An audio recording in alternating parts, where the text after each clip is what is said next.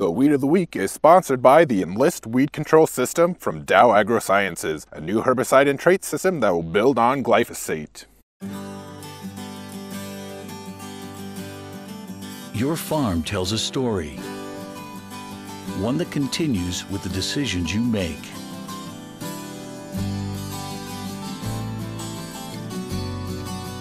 Introducing the Enlist Weed Control System, an advanced herbicide and trait system that will build on glyphosate for exceptional control of tough weeds. The next chapter begins.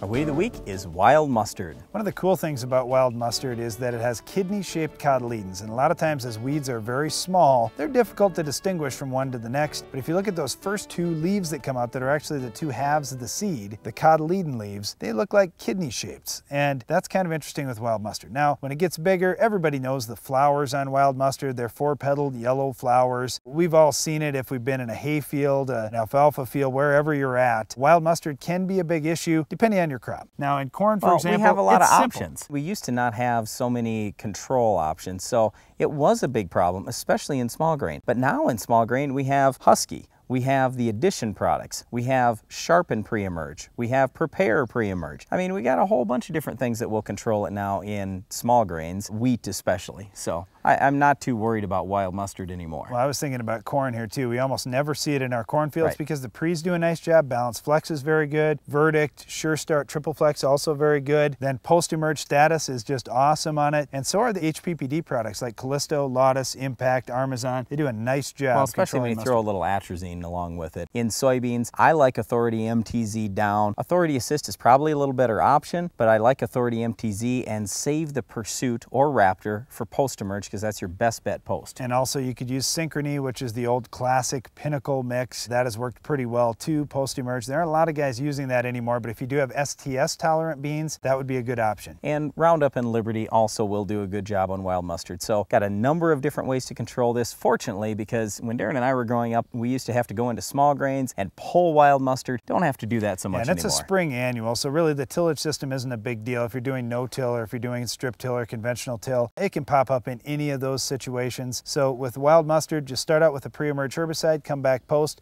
We've got great options in almost every crop. Well, that's it for our Weed of the Week, but stay tuned. Iron Talk is coming up next.